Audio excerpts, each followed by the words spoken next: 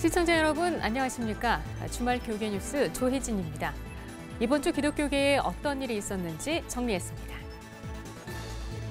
교인 수 8만 명의 대형 교회인 명성교회가 노회에 올린 김삼환 원로 목사의 아들 김하나 목사의 청빙안이 통과됐습니다. 명성교회가 속한 예장통합총회에는 세습금지법이 있기 때문에 교단 총회의 대응에 관심이 모아지고 있습니다. 국내 교단 중 가장 먼저 목회세습금지법을 통과시킨 기독교 대한감리회가 입법의회를 열고 이른바 변칙세습금지법도 통과시켰습니다. 창학 120주년을 맞은 숭실대학교가 유엔 전 미국 대사를 역임한 앤드류 영 목사를 초청한 가운데 국제학술대회를 열고 한반도 평화 정착을 모색했습니다.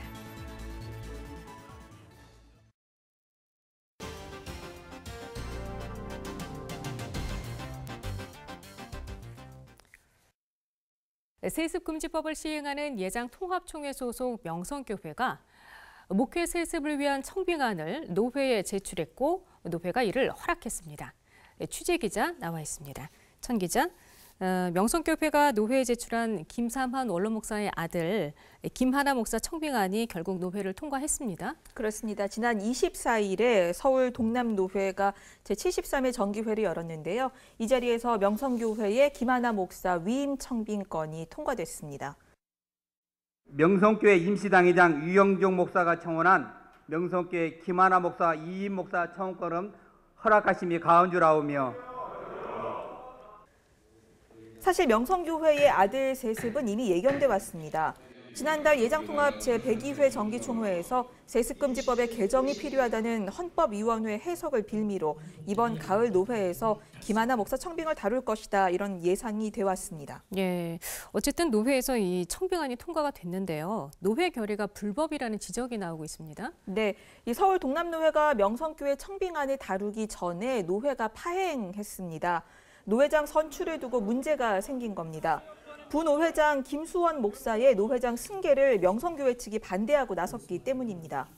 김수원 목사는 헌의위원장이었는데요. 명성교회의 김하나 목사 청빙안이 법정 요건을 갖추지 못했다며 교회로 돌려보낸 바 있습니다. 예. 이를 두고 명성교회 측 노회원들은 헌의위원장이 직무유기와 직권남용을 했다며 부노회장의 노회장 승계를 문제 삼았습니다. 그리고 김수원 목사의 노회장 승계의 가부를 표결에 붙였는데요. 이에 반발해서 100여 명의 노회원들이 회의장을 빠져나오면서 노회의 의결 정족수 논란이 생긴 겁니다. 예. 그런데 이보다 더 근본적인 불법적 문제는 서울 동남노회법에 노회장은 부노회장이 승계한다는 부분만 있습니다. 그 외에 다른 노회장 선출 방법이 없다는 겁니다. 노회장 선출부터 무효가 되면 새 노회장이 진행한 각부, 위원회 조직, 특히 정치부의 명성교회 청빙안 통과까지 모두 무효가 되는 건데요. 서울 동남노회는 이 같은 내용의 노회 결의 무효 가처분을 법원에 제출하기로 했습니다. 그렇군요. 명성교회가 세습을 할 것이다. 이런 예견들은 있었지만요. 올해가 종교개혁 500주년을 기념하는 해인 만큼 설마 올해 하겠느냐라는 그런 예측도 있었습니다. 근데 결국 했어요. 외부에서 시각이 곱지 않죠. SNS를 통해서 세습 반대에 대한 소신을 계속 밝혀왔던 김동호 목사, 예장통합 같은 교단 소속입니다. 예. 김동호 목사는 정말 실망감을 감추지 못했는데요. 교단의 권위나 그게 이제 다 무너진 거잖아요. 교단이 법을 정해놨는데 그 법을 통과시켜서 그냥 받아주고 예장통합총회 신학교인 장신대 교수와 학생들도 우려를 나타냈습니다. 신학교수 55명, 거의 대부분입니다. 교회의 사유화를 시도하는 명성교회의 세습을 용인한 서울 동남노회 결의는 총회의 세습금지법을 정면으로 위배한 것이라고 지적하고 총회가 바른 판단을 좀 내려달라 이렇게 요청했습니다. 신대원 학우들도 명성교회의 세습 청빙을 중단하고 성경적 가르침과 교단 헌법을 따를 것을 촉구했습니다. 그래요. 세습 반대 운동을 벌여온 기독교 윤리실천운동과 교회개혁실천연대 등 교계 단체들과 서울 동남노회는 노회 정상화를 위한 비상대책위원회를 구성하고 총회의 공정한 판단, 또 법적 대응에 나서겠다고 한 목소리를 냈습니다. 이렇게 교계 안팎의 정서가 목회 세습이 굉장히 부정적인데도 세습이 계속 이어지고 있잖아요. 근데 기독교 대한감리회도 세습 금지법을 제일 먼저 교단 중에서는 통과를 시켰는데 그런데도 불구하고 세습이 여전하다면서요. 그렇습니다. 감리회 내에도 세습 반대 운동 연대가 있는데요. 이 단체에 따르면 법이 제정된 2012년 이후 6년 동안 무려 90건에 이르는 목회 세습이 이루어진 것으로 나타났습니다. 아하, 예. 또 올해에만 15건이 시행돼서 목회 세습이 전혀 줄어들지 않은 것으로 조사가 됐는데요. 이 같은 지적 속에서 감리교는 지난 26일 입법의회를 열어 징검다리 세습 등 편법, 변칙 세습 방지법을 통과시켰습니다. 이에 따라서 부모가 있는 교회에 자녀를 10년 동안 담임자로 파송할 수 없고 부모가 있는 교회가 다른 교회와 통합 분리했을 때에도 역시 동일하게 법 적용을 받도록 했습니다. 네, 천수연 기자 잘 들었습니다. 다음 소식입니다. CBS의 뉴스 부활 30주년을 기념하는 감사 콘서트가 촛불혁명의 중심 광화문 광장에서 열렸습니다. 우리나라 민주주의 역사와 함께해온 CBS는 앞으로도 자유와 정의, 진리 추구에 힘쓰겠다고 다짐했습니다. 송주열 기자의 보도입니다. CBS 뉴스 부활 30주년 감사 콘서트가 광화문 광장에서 열렸습니다. 수천 명의 시민들은 불의한 권력에 맞서 보도 기능을 상실했던 CBS의 고난과 뉴스 부활 후 30년 동안 사회 구석구석을 누비면서 울고준 목소리를 냈던 CBS의 활약상을 되돌아보며 아낌없는 박수를 보냈습니다. 하나님의 사랑과 정의를 실천하고 우리 사회의 개혁과 발전을 위한 일에 앞장서가겠습니다. 아무리 험난한 길이라도 자유와 정의, 진리를 위한 역할을 마다하지 않겠습니다. 문재인 대통령도 영상 축하 메시지를 보내 우리나라 민주주의 역사나 다름없는 CBS가 우리 사회에 빛과 소금의 역할을 다해줄 것을 당부했습니다.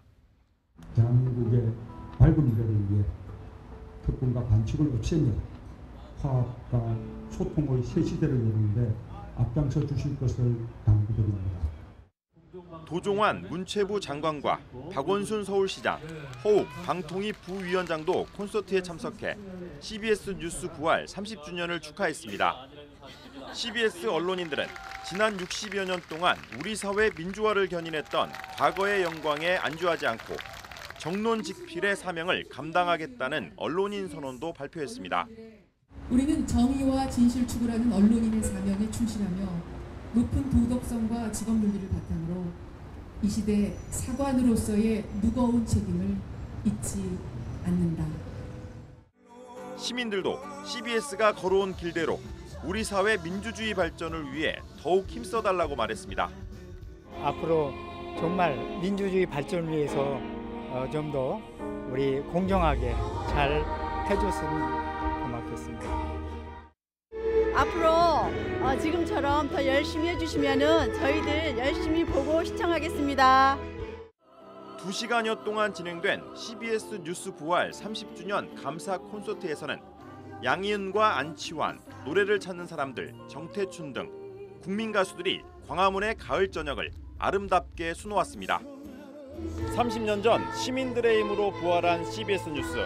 CBS는 이 땅의 정의와 평화, 사회적 약자들의 눈물을 닦아주는 시대 사관으로서 변함없는 언론의 사명을 감당할 것을 촛불혁명의 중심 광화문에서 시민들에게 약속했습니다. CBS 뉴스 송결입니다.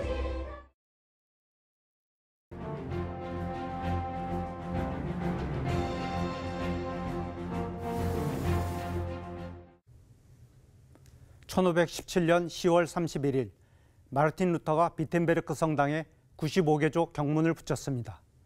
정확히 500년 전의 일입니다. 이를 계기로 타락한 로마 가톨릭에서 벗어난 새로운 교회, 즉 개신교가 탄생합니다. 그렇게 전 세계 개신교회는 이번 주일을 종교개혁 기념주일로 지킵니다. 500년 전 종교개혁을 주도한 인물은 다 알다시피 루터입니다. 하지만 또 다른 주인공이 있습니다. 바로 면죄부를 남발해 종교개혁을 촉발시킨 요하네스 테첼입니다.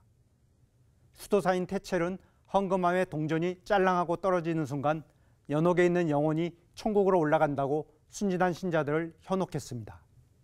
마인츠 대주교의 성직 매수 자금과 교황청의 대성당 건축 자금을 모으기 위해서였습니다.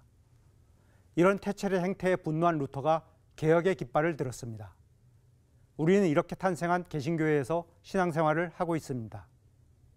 하지만 종교개혁 500주년이 된 지금 한국교회를 돌아볼 때 루터의 개혁 정신이 제대로 지켜지고 있는지 반성하게 됩니다. 루터는 교회는 항상 개혁돼야 한다고 강조했지만 지금 우리 교회는 마치 500년 전 중세교회와 다름없다는 지적도 나오고 있습니다. 우선 돈 가는 곳에 마음 간다면서 헌금을 지나치게 강조하는 주장이 최근 들어 다시 고개를 들고 있습니다.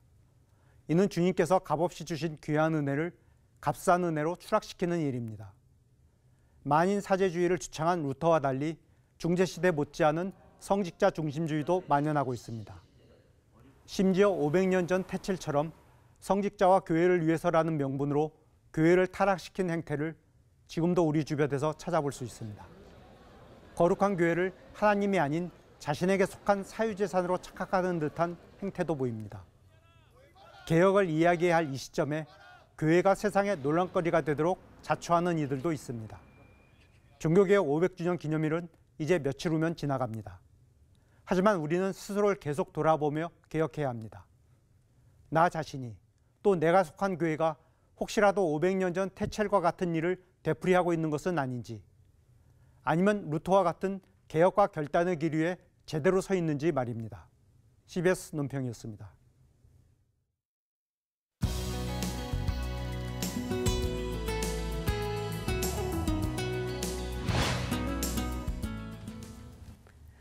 이번 주일인 오는 29일은 마르틴 루터의 종교개혁 500주년을 기념하는 종교개혁 기념주일입니다.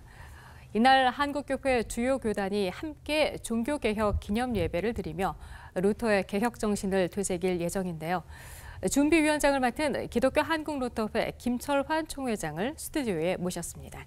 총회장님 어서 오십시오. 예, 반갑습니다. 네, 돌아오는 주일 29일이 종교개혁 기념주일인데요. 그러니까 500년 전 마르틴 루터가 95개조 반박문을 비텐베르크 교회 정문에 붙인 날을 기념하는 날이죠. 그렇습니다. 네네.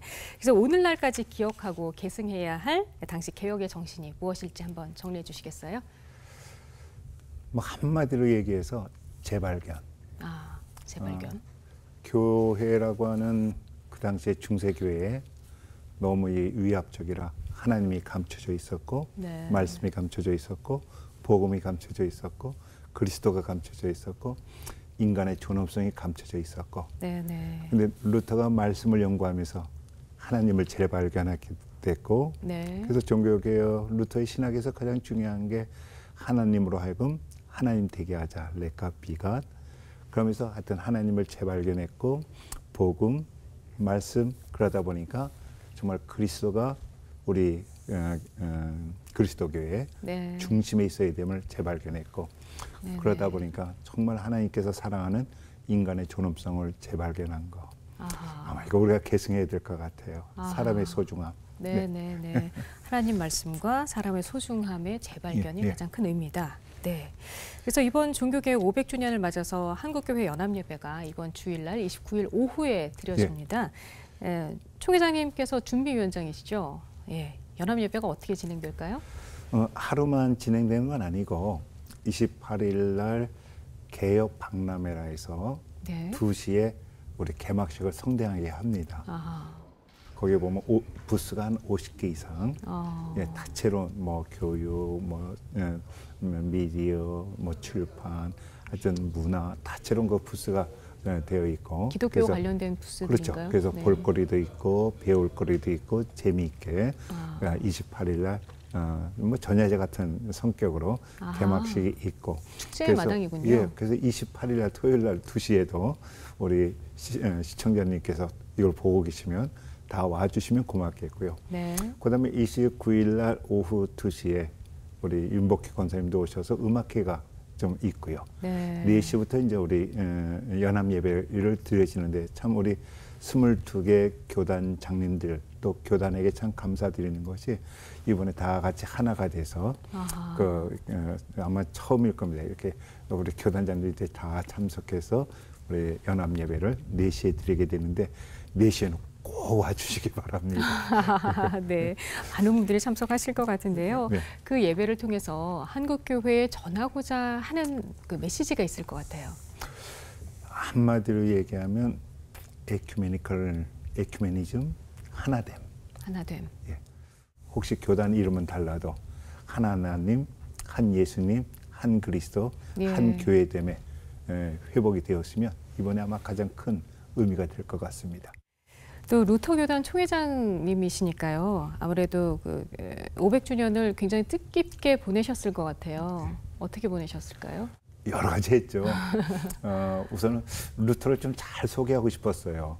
가능한 한 루터가 참 수많은 그 저술 작업을 했는데 그 이제 영어로는 루터 전집에서 루터 웍스라고 하는 걸 그 우리 전집을 번역하는 일. 아마 그것도 굉장히 뜻이 깊을 것 같고 일단은 이번 킨텍스에 오시면 7권을 먼저 만날 수 있을 겁니다. 네네네.